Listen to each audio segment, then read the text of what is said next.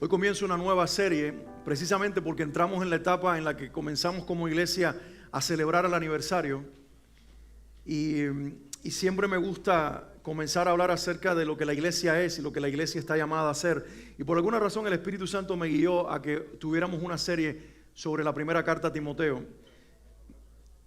Por mucho tiempo he predicado por series, pero normalmente las series son sobre temas específicos y no sobre libros de la Biblia. Y por primera vez en mucho tiempo, creo que la última vez que lo hicimos fue con la carta a los Romanos, después de mucho tiempo, voy a tener una serie sobre todo un libro. Así que por los próximos domingos voy a estar hablando acerca de esta carta a Timoteo.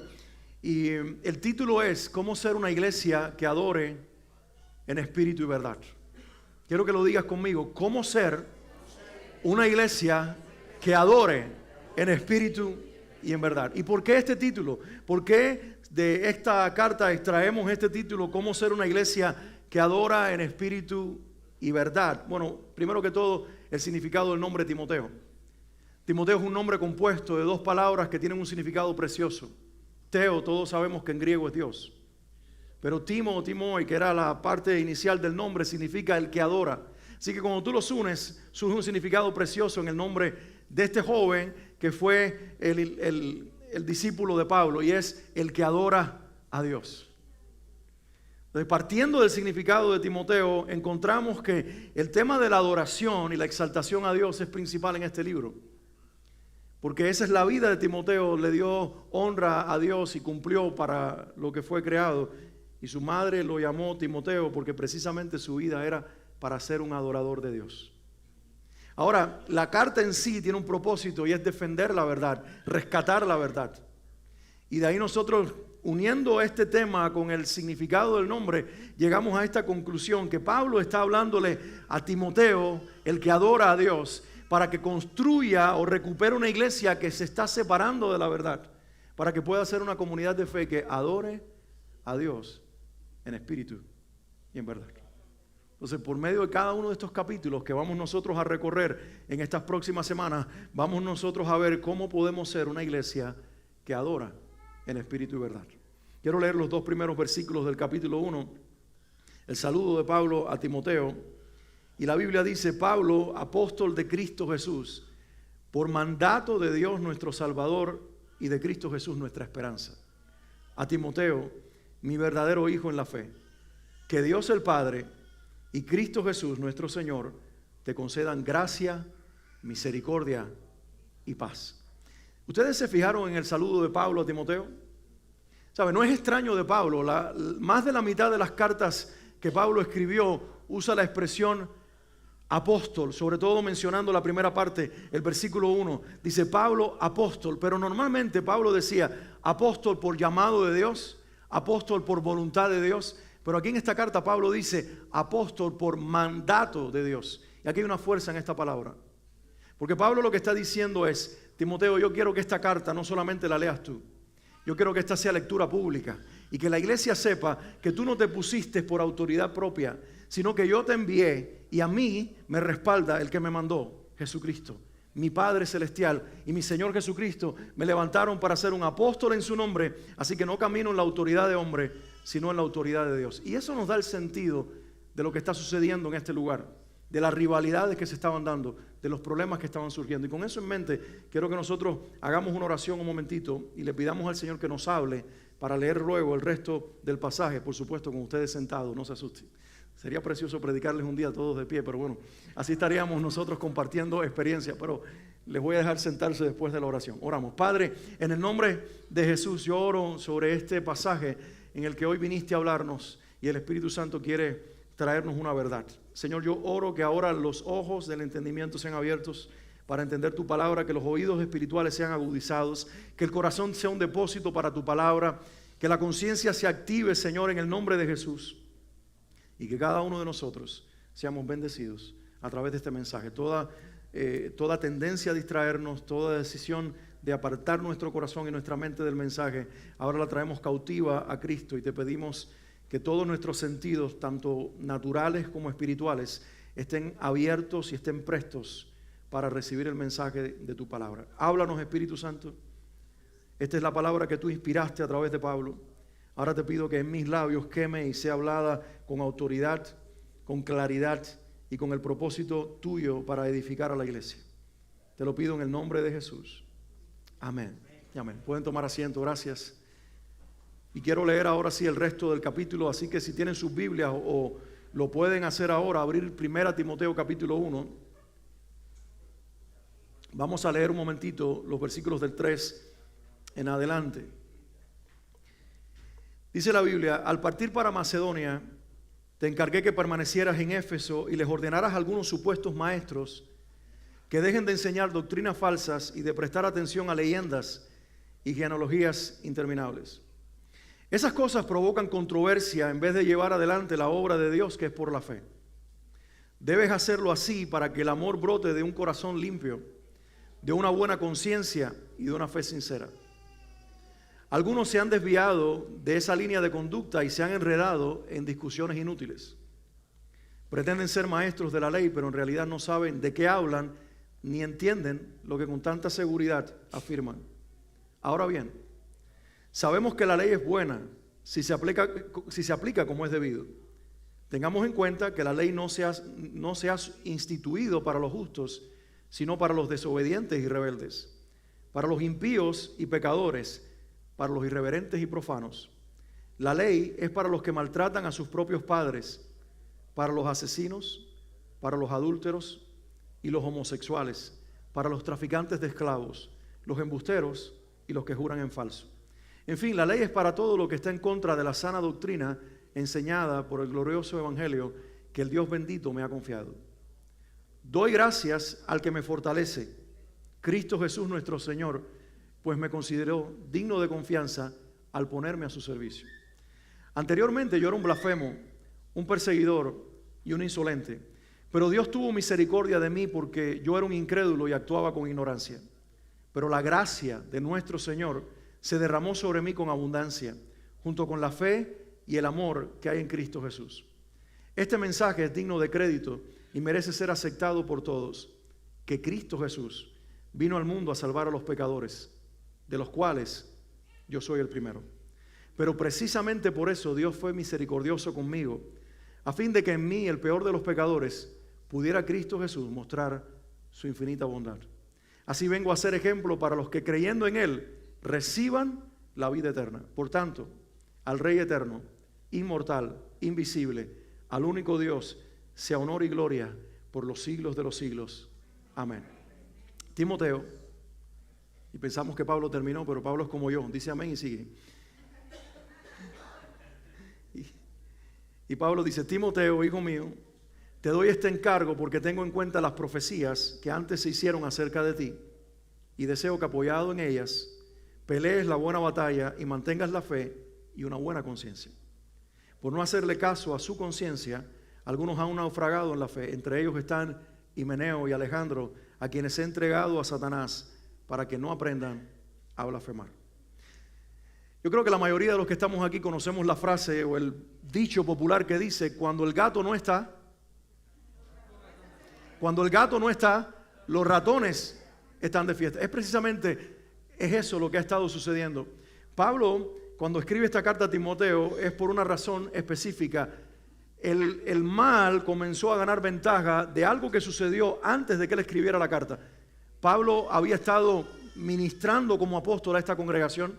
Él mismo estableció a varios como ancianos y pastores. Tengamos que tener en cuenta que Timoteo está en una ciudad, y debo decir esto, que se llama Éfeso. Éfeso es una ciudad importante. Nosotros vamos a ver que este nombre de esta ciudad aparece varias veces en la Biblia. Por ejemplo, hay una carta dedicada a los Efesios, muy importante, donde Pablo enseña cosas preciosas. Pero luego aparece más tarde en el Apocalipsis, cuando el Señor le dice a Juan que le hable a la iglesia, en primer lugar, de los Efesios. Entonces fue una iglesia importante para Dios. Y Pablo tenía el corazón en este lugar. Pablo levantó a los ancianos, los pastores, porque era una sola iglesia en la ciudad que se reunía en diferentes casas y tenía muchos líderes, múltiples, que servían a esa congregación.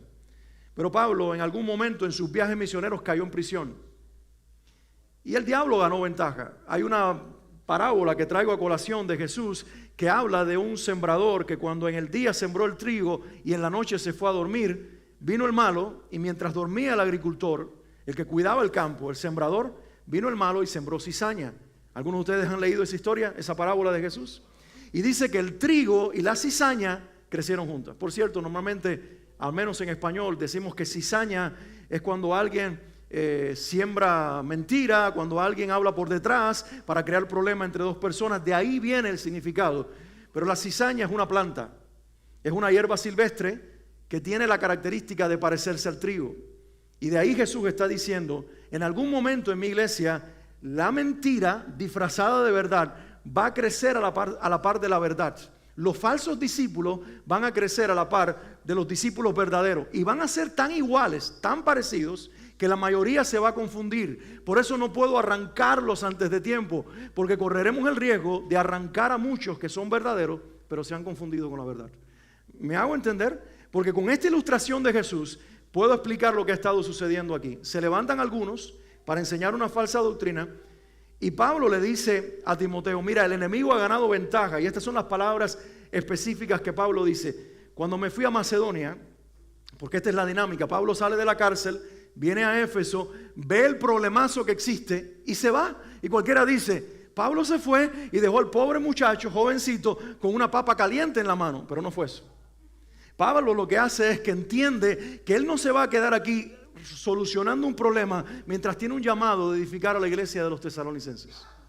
Entonces, mientras está allí, sabiendo que esa es su asignación, el Espíritu Santo lo inspira y le imparte estas palabras y toda la carta para que se la enviara a Timoteo con el propósito de que en toda la iglesia de los Efesios la carta fuera leída. Y esto es lo que le dice, que acabamos de leer hace unos minutos atrás. Al partir para Macedonia, te encargué que permanecieras en Éfeso y les ordenaras a algunos supuestos maestros. ¿Cómo los llama? Di conmigo, supuestos. ¿Supuestos qué? Supuestos maestros. Es decir, ellos enseñaban, pero no eran maestros en verdad. Eran supuestos maestros porque no estaban enseñando la verdad, estaban enseñando la mentira. Te encargué que permanecieras en Éfeso y les ordenaras a algunos supuestos maestros que dejen de enseñar doctrinas falsas y de prestar atención a leyendas y genealogías interminables. Todavía no entramos ahí, estamos a punto de entrar en describir de qué se trata, pero di conmigo leyendas y di genealogías interminables. En otras versiones usa, al menos para leyendas, otra frase, fábulas. Y una fábula es una leyenda, es una historia recreada o creada de ficción que tiene una moraleja.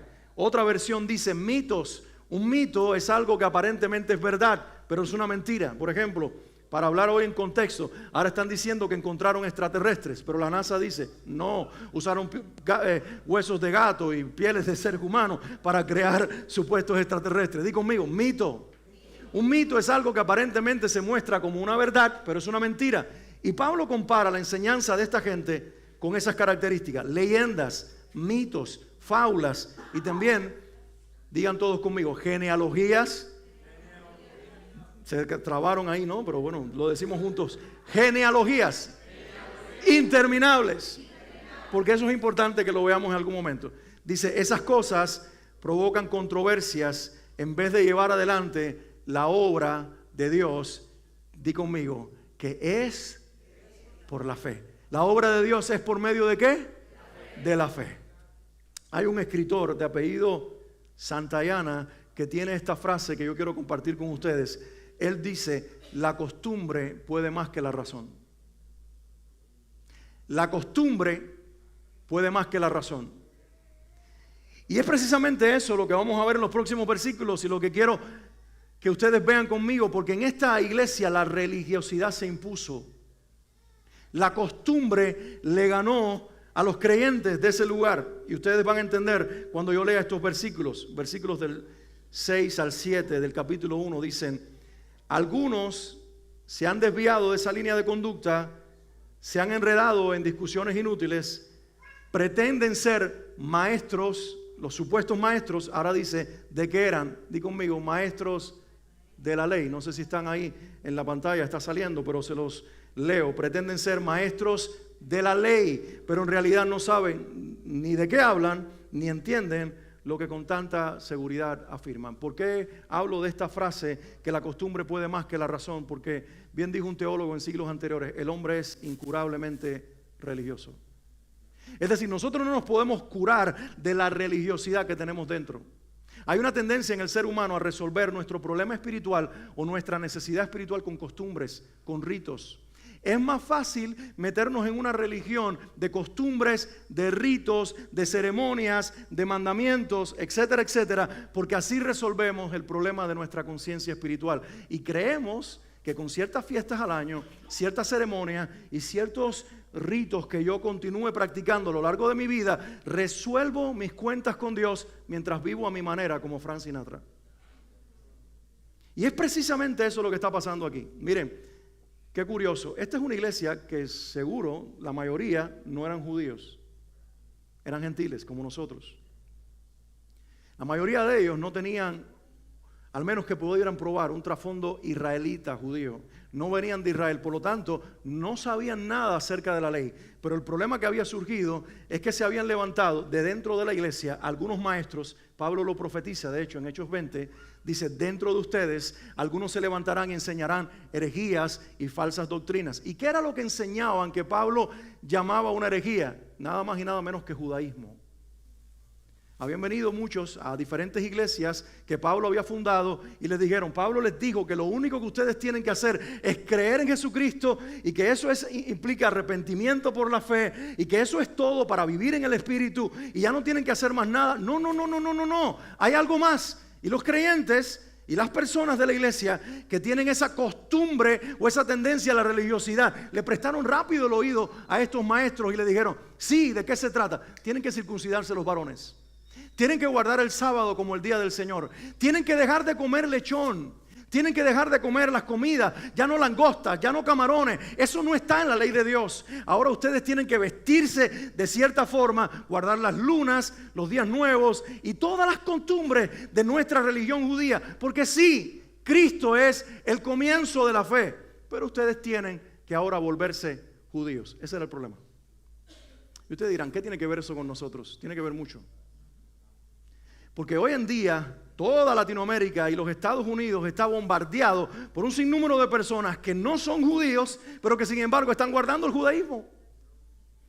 Y yo me recuerdo en la pandemia cuando recibía videos de alguien con toda su vestimenta judía en Ciudad México enseñando acerca de los últimos tiempos, y es un líder de una congregación aparentemente mesiánica que salió del cristianismo, pero que ahora están diciéndole a la gente que como parte del tiempo del fin nosotros tenemos que comenzar a guardar el sábado y las leyes judías para poder vivir, estar en línea con el Señor y así no ser juzgados cuando Él venga. Di conmigo, eso es una mentira.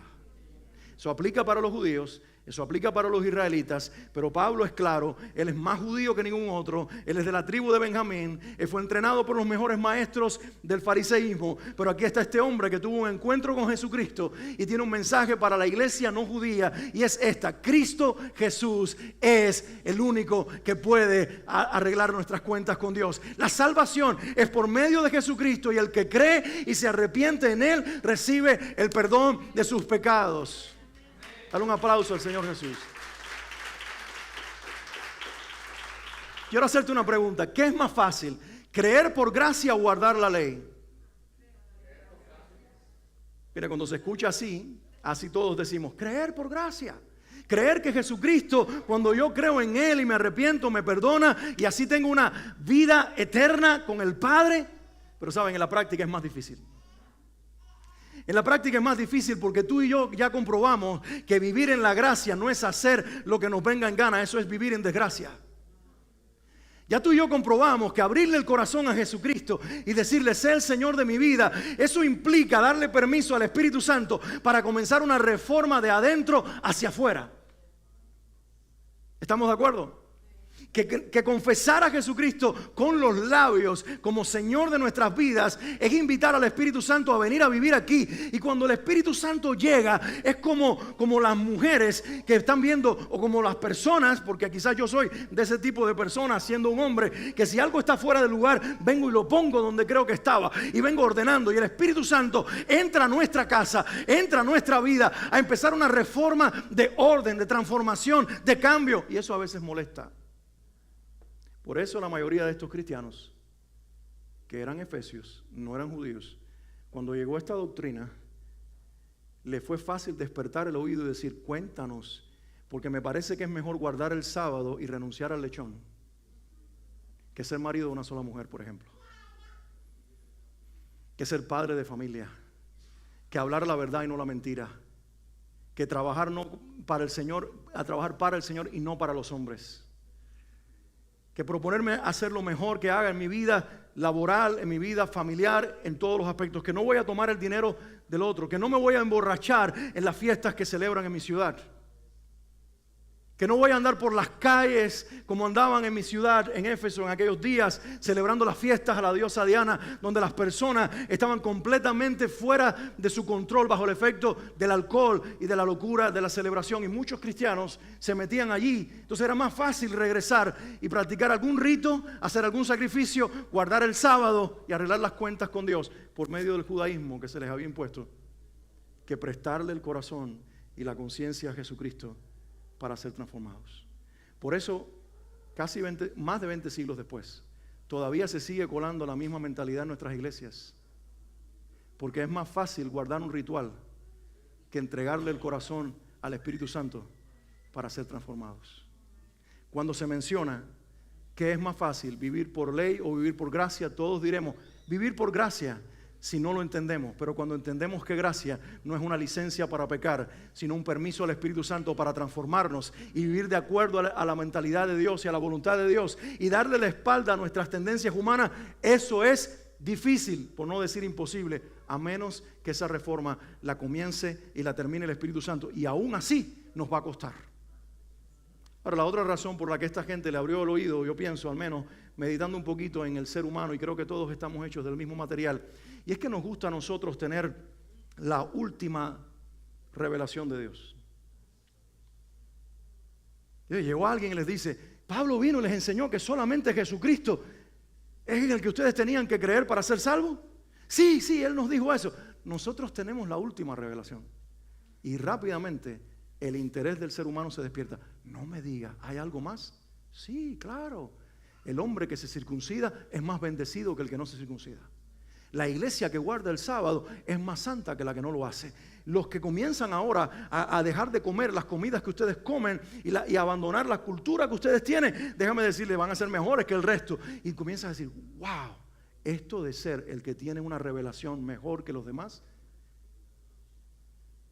despierta en nosotros un ego religioso que está en todos.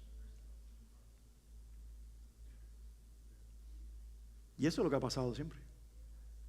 Eso fue lo que hizo que el catolicismo se volviera famoso en todos los países del mundo, trayendo ritos, costumbres y prácticas, y la gente creyendo que se hacía más espiritual cuando iba al sacerdote y le decía, he pecado, y él te decía 10 Padres Nuestros y 3 Ave María. Es la misma versión del judaísmo, pero ahora revestida de cristianismo. Es la misma tendencia que tienen ahora las personas que viven en una nueva revelación cuando dicen, sí, es verdad, yo tenía problemas, pero yo vine a mi pastor o a mi profeta o a mi apóstol y él oró por mí, Dios me hizo un milagro. Y la gente piensa que su desorden se arregla cuando están bajo las manos de un hombre que los cubre y no bajo la gracia y el poder de Jesucristo. Es el mismo espíritu de religiosidad que vino a dañar la verdad en la iglesia y a no dejarnos ser una iglesia que pueda adorarlo a Él en espíritu y en verdad. Por lo tanto, tenemos que renunciar a esa tendencia que la costumbre pueda más que la razón. Hay que romper hábitos, hay que romper pensamientos, hay que romper maneras. Hay que romper con todo lo que nos proponga que los hombres, las religiones y los sistemas sean sustitutos de la persona en la cual está en sus manos el poder de transformarnos, y esa persona se llama Jesucristo. Por eso Pablo tiene un estallido aquí de gratitud. Y eso es lo que vemos en los versículos 12 al 14. En el intermedio, él está hablando de la ley para quienes es. Y dice, la ley es para los que la incumplen, en pocas palabras. Y comienza a dar una serie de ejemplos que ustedes leyeron junto conmigo. Pero después de mencionar todo lo que la ley es, o sobre quienes cae el peso de la ley, Pablo estalla en gratitud por causa de la gracia de nuestro Señor Jesucristo. Y eso es lo que quiero leer con ustedes otra vez, los versículos 12 al 14. Pablo dice, doy gracias al que me fortalece. Me encantaría, si ustedes tienen buena vista como para leer lo que está en pantalla, lo leyeran en alta voz conmigo. Y hoy convertimos las palabras de Pablo en nuestra oración, en nuestra declaración de gratitud por la gracia de nuestro Señor Jesucristo. ¿Les parece? Bueno, vamos a leer juntos. 1, 2, 3. Doy gracias al que me fortalece, Cristo Jesús, nuestro Señor, pues me consideró digno de confianza al ponerme a su servicio. Anteriormente, dice, si pueden poner la siguiente. Bueno, ¿estamos ahí? Ok. Dice, pero la gracia de nuestro Señor se derramó sobre mí con abundancia junto con la fe y el amor que hay en Cristo Jesús. Dice, creo que faltó algo ahí en el versículo, quiero leerlo completo. Los versículos 12 al 14 dice, doy gracias al que me fortalece, Cristo Jesús nuestro Señor, pues me consideró digno de confianza al ponerme a su servicio. Alguien tendría que estar adorando en este lugar. Voy a leer esto hasta que te caiga el 20, como dicen mis hermanos mexicanos. Doy gracias al que me fortalece. La fortaleza no viene de mí. La fuerza no viene de ti. La fuerza viene de alguien que es nuestro Dios, que nos está dando su fortaleza sobrenatural. Doy gracias. Alguien diga, doy gracias al que me fortalece. ¿Y quién es ese alguien? Cristo Jesús, nuestro Señor. ¿Por qué razón? Porque me consideró digno de confianza. Cuando alguien te considera digno de confianza, es porque tú no lo eras, pero así todo te declara digno de su confianza. ¡Qué lindo! Qué precioso que en el cielo el Padre dice, yo confío en Alex, yo confío en Omar, yo confío en Marina, yo confío en Daniel, yo confío en Cristian, yo confío en Ernesto, yo confío en Andrew, yo confío en Fran. Son dignos de mi confianza. Pon tu nombre en esa expresión. Y yo sé que cuando choca con tu conciencia, tú dices, no, ¿cómo es posible? Yo le he fallado tanto, he sido infiel tantas veces. Mi nombre no debe aparecer ahí unido a esta expresión. Claro que sí, porque quien te fortalece y quien te hace digno no es tu causa, no es tu grandeza, no es tu humanidad, no son tus valores. Es Cristo Jesús con su eterna gracia. Aleluya. Doy gracias al que me fortalece. Y esa es la virtud y el regalo de vivir por gracia. Nunca, nunca, nunca sustituyas ley por gracia. Nunca sustituyas a Jesús por una religión. Porque nadie puede ser sustituto de Él. Nadie te puede dar lo que Él te ha dado. Gracias al que me fortalece, Cristo Jesús nuestro Señor. Pues me consideró digno de confianza al ponerme a su servicio. Otras versiones dicen, en la del 60 dice, me tuvo por digno de confianza, me tuvo por fiel, poniéndome en el ministerio. Y él dice, ¿por qué? Dice, porque anteriormente yo era un blasfemo, yo era un perseguidor y un insolente, pero Dios tuvo misericordia de mí. Me detengo ahí un momentito y luego sigo leyendo. Pablo está diciendo, ¿recuerdan a los que quieren justificarse por la ley? Ustedes que están creyendo esta mentira, aquí hay uno que vivió cumpliendo toda su vida la ley. Aquí hay uno que desde que nació fue circuncidado al 8º día, que fue entrenado en el judaísmo, que fue uno de los discípulos de uno de los mejores maestros de la ley en todo Israel, Gamaliel, que era conocido en el círculo íntimo de los fariseos, que en apariencia era intachable, que mis vestiduras me destacaban, que mi forma de hablar, mi conocimiento de la ley era envidiable quizás. Pero voy a decirte quién era realmente yo adentro, donde nadie miraba. Yo era un blasfemo. Porque cuando Dios reveló a su Hijo, a mi gente, a mi pueblo, yo lo negué con el resto. Cuando no aceptamos su mesianismo, que Él era el Hijo de Dios y el Salvador, que era Dios en la carne, me convertí en un blasfemo del Hijo de Dios. Ese era yo, dice Pablo. Yo era un perseguidor de la iglesia que Él estableció con su sangre. Ellos veían a un gran fariseo, un conocedor de la ley, un hombre que podría hablar idiomas, que conocía el hebreo, que podía recitar la Biblia de memoria. Dios me veía como un perseguidor de su iglesia, un enemigo de la fe. Yo fui un insolente. Yo le falté el respeto a Dios. Qué lindo es que alguien, cuando la ley de Dios se revela a su corazón, le permite a la ley de Dios que cumpla su papel y que cumpla su propósito. El propósito de la ley no era que la siguiéramos y la guardáramos, era denunciar nuestro pecado. Para que finalmente, cuando nos descubriéramos pecadores, preguntáramos como hace la pregunta Pablo en Romanos 7:24, ¿quién me librará de esta muerte que cargo en mí al ser un pecador y no poderme salvar ni yo mismo ni la ley en la que he creído? Pero ¿sabes qué dice Romanos 7:25?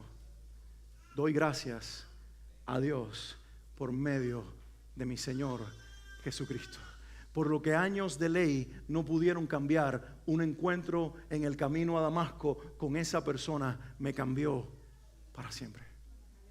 Mira, si lo que yo te estoy diciendo parece algo raro, que tú no sabes de qué se trata, es porque lo más probable es que necesitas un encuentro con el Señor. El que ha tenido un encuentro con Jesucristo sabe que hay un antes y un después. Él no solamente parte la historia en antes de Cristo y después de Cristo. Él parte tu historia personal. Cuando lo conoces, tu vida antes y tu vida después son diferentes.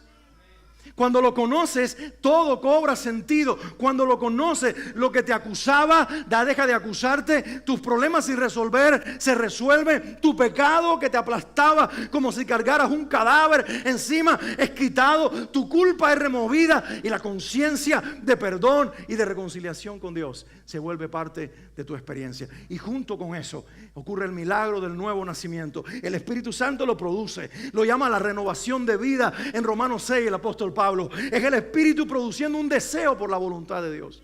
Tal vez no siempre la vas a poder cumplir, pero aun cuando fracases y cuando tropiezas y cuando caes, te acuerdas de la promesa en el libro de Proverbios, que aun cuando el justo caiga 7 veces, será levantado por el Señor, esa misma cantidad de veces. Porque el Espíritu de Dios tendrá una obra preventiva para guardarte de pecar y tendrá una obra restauradora para librarte del efecto del pecado cuando momentáneamente desobedeciste a tu Señor. Y eso no hay ley que lo produce. La ley solamente acusa, la gracia restituye y restaura. Y por eso debemos estar muy agradecidos. Eso es lo que Pablo está diciendo aquí. Yo era un blasfemo, yo era un perseguidor. Mira el tiempo pasado. Yo era un insolente. Pero ahora tengo que decir, Dios tuvo de mí misericordia. La misericordia borró mi pasado. Y no es que no lo recuerde, pero ahora no lo recuerdo con dolor, sino con agrado, porque su misericordia superó mi desobediencia.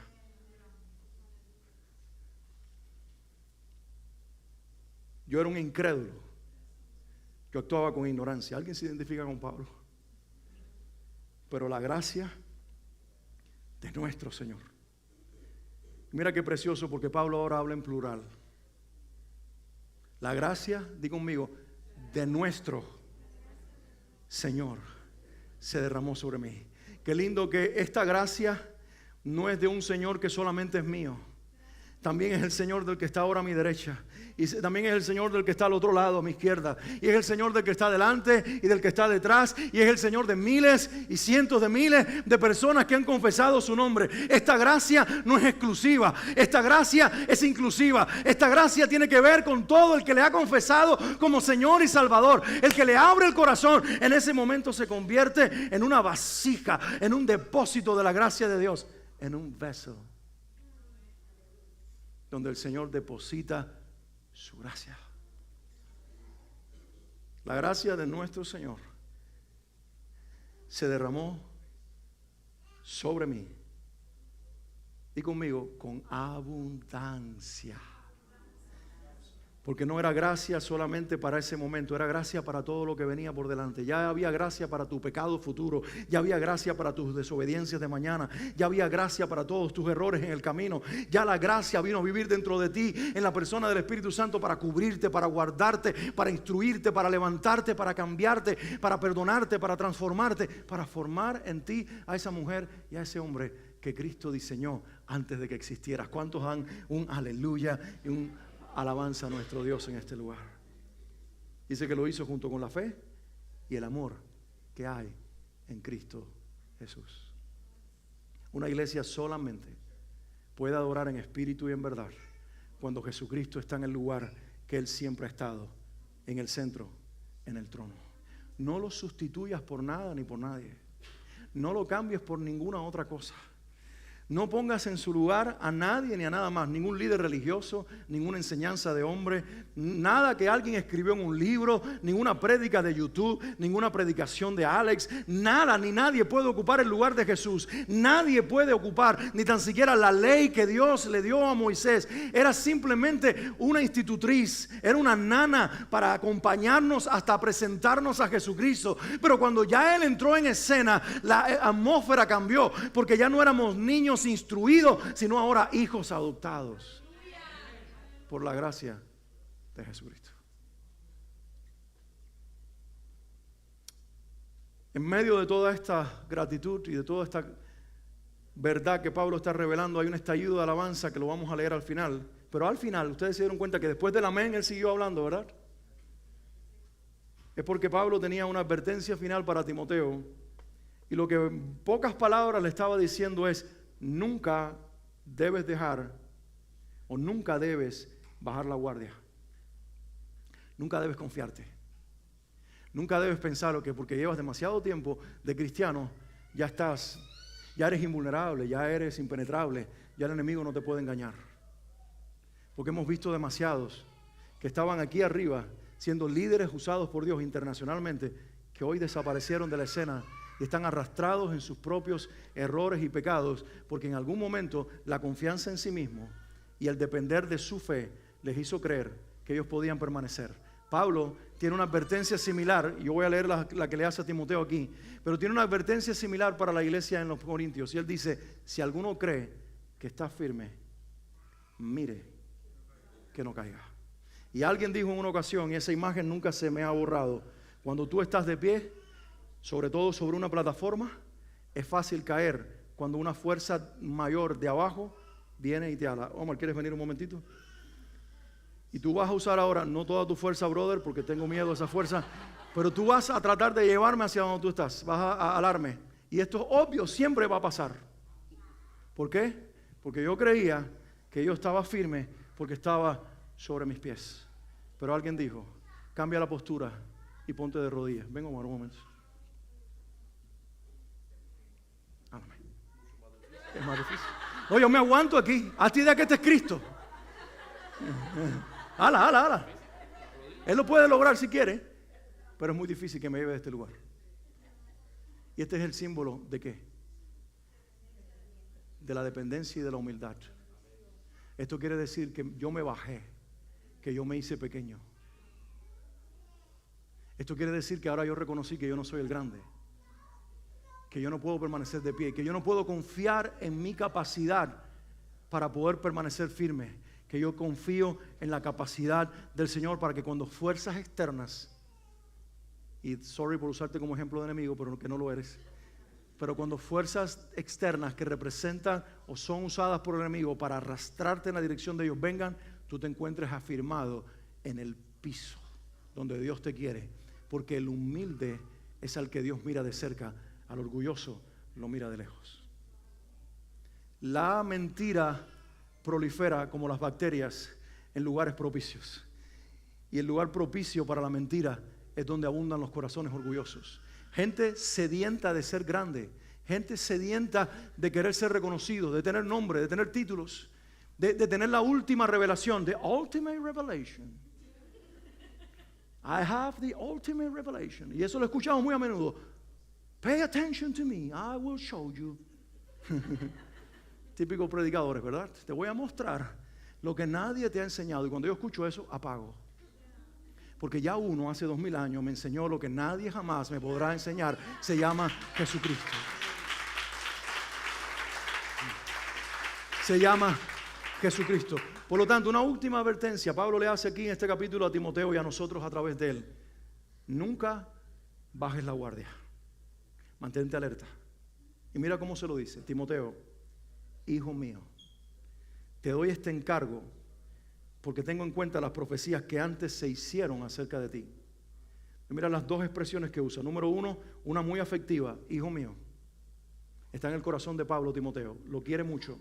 Número dos, Pablo habla sobre la verdad de que profecías dadas por profetas, y él es uno de ellos, habían sido hechas sobre la vida de este hombre. Así que Dios había hablado que lo iba a usar. Y cuando alguien escucha la voz profética, Dios te va a usar sueños, visiones y palabras que la gente confirma. Tú dices, jamás caeré.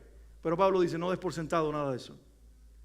Sino que, más bien, apoyado en eso, ahora, hagas honor a lo que se profetizó sobre tu vida y al afecto que yo te tengo, y pelees la buena batalla.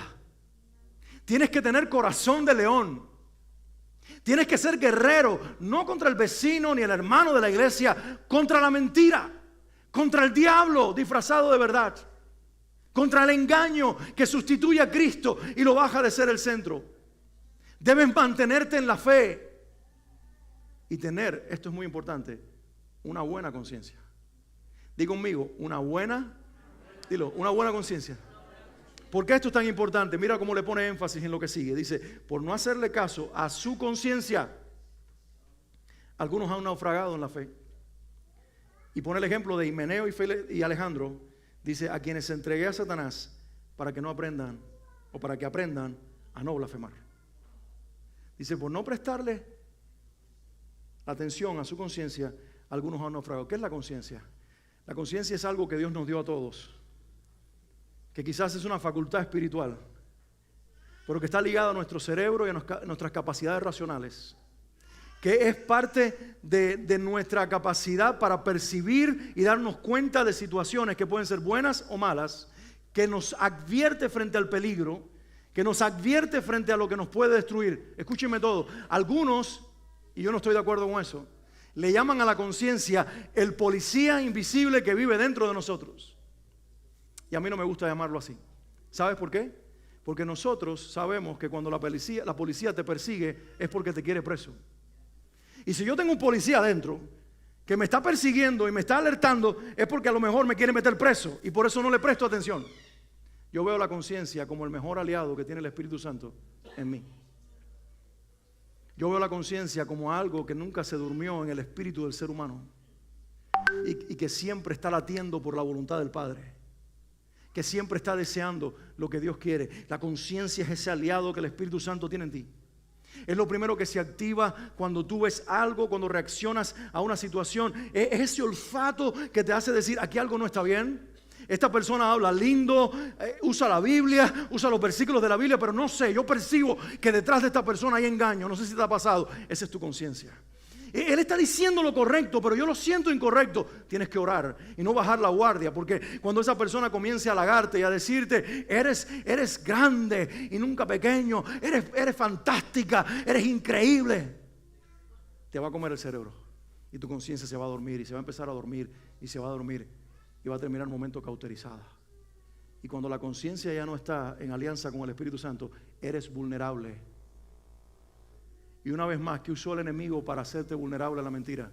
Tu ego. Lo que adormece la conciencia es el orgullo. Yo quiero que cada uno de nosotros entendamos algo, y yo estoy terminando ya. Pero hay un denominador común en todos los que estamos aquí, aparte de la fe. Hay un denominador común que tenemos todos con el resto de la humanidad. Y es esto: orgullo. Todos, de alguna u otra manera, desde que comimos con Adán y Eva la fruta, tenemos necesidad que se nos diga, eres divino, eres un Dios, eres grande, eres importante, eres famoso, eres increíble, eres el mejor de todos, lo haces muy bien. Y mientras eso siga alimentando tu espíritu, eres carne para el enemigo, eres presa para el enemigo. Eres víctima de la mentira. Todos los días de nuestra vida tenemos que levantarnos con esta conciencia. Nuestro peor enemigo no es el diablo. Nuestro peor enemigo somos nosotros mismos. Por lo tanto, lo mejor que podemos hacer es, Señor, que mi fe no esté en mí. En cuanto conozco la Biblia, en cuántos años he permanecido en la fe, en cuanto he creído en ti, quiero ser un creyente que te adore en espíritu y en verdad. Y para eso mi dependencia no puede estar en mi persona, tiene que estar en tu persona. Tengo que dejar de confiar en mí y mis capacidades para creer en ti y en tu poder. Tengo que renunciar a mi espiritualidad, a cuánto se me erizan los pelos, a cuánto puedo interpretar la palabra profética, a cuánto puedo hablar en el espíritu o orar en lenguas, a cuánto conocimiento de las escrituras puedo tener, o cuántos versículos puedo memorizar, cuántos teólogos puedo mencionar de memoria, o cuánta doctrina bíblica conozco. Todo eso lo voy a poner en un solo paquete y lo voy a dejar allí, y te voy a dar gracias por haberlo traído a mi vida. Pero quiero decirte algo: tienes que ser tú el centro en el cual yo permanezca todos los días de mi vida, porque ese es el antídoto contra la mentira, y eso es lo único que te puede guardar hasta que Cristo venga.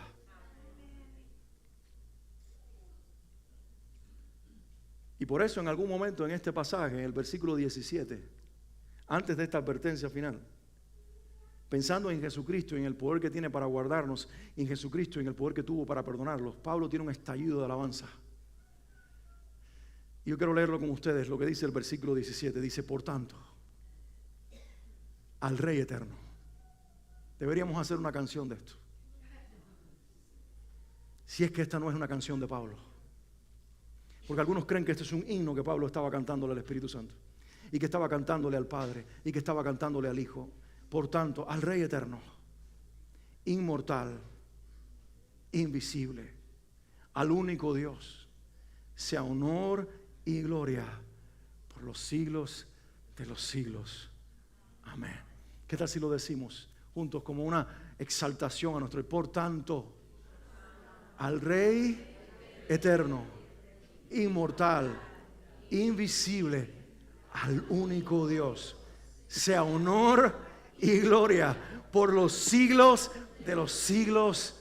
Amén. Una vez más y bien fuerte. Por tanto, al Rey eterno, inmortal, invisible, al único Dios, sea honor y gloria por los siglos de los siglos.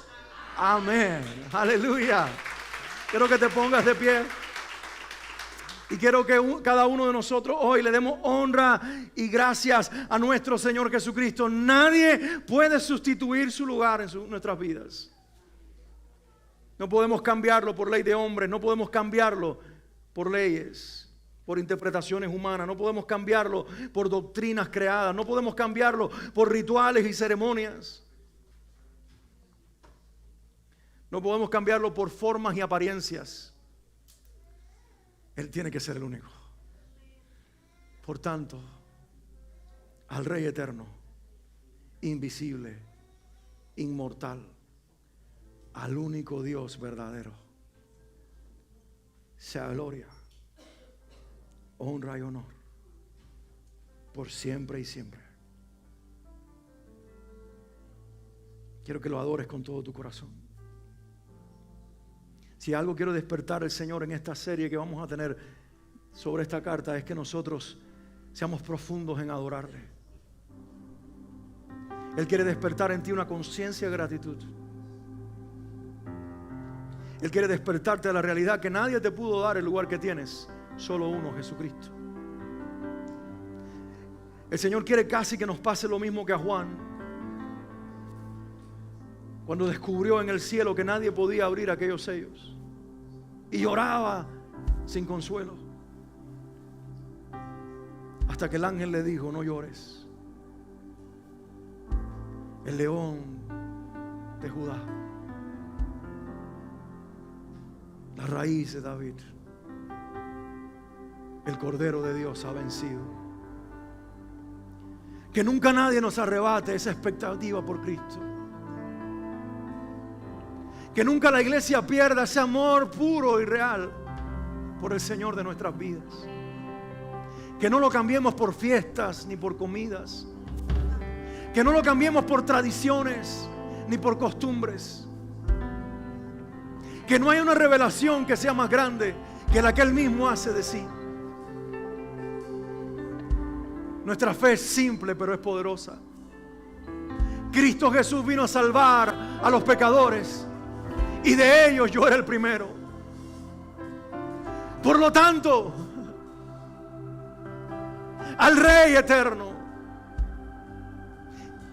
invisible, inmortal, al único y sabio Dios, sea la alabanza en medio de la iglesia por los siglos de los siglos. Adóralo a Él. Y dile: Señor, me rindo a la obra de tu Espíritu Santo para que formes en mí a Cristo. El diseño de mujer, de hombre que hiciste de mí, fórmalo, Señor, a pesar de mí mismo, a pesar de mi corazón tan orgulloso, tan centrado, tan religioso, tan amañado a las costumbres humanas, con tanta tendencia a lo que no es. Aquí tienes tú el derecho y el lugar para formarte en nosotros, Jesucristo, y hacer de esta iglesia, de esta familia, una iglesia de gente que te adore en espíritu y verdad. Levanta tus manos arriba, vamos a cantarle al Señor esta canción.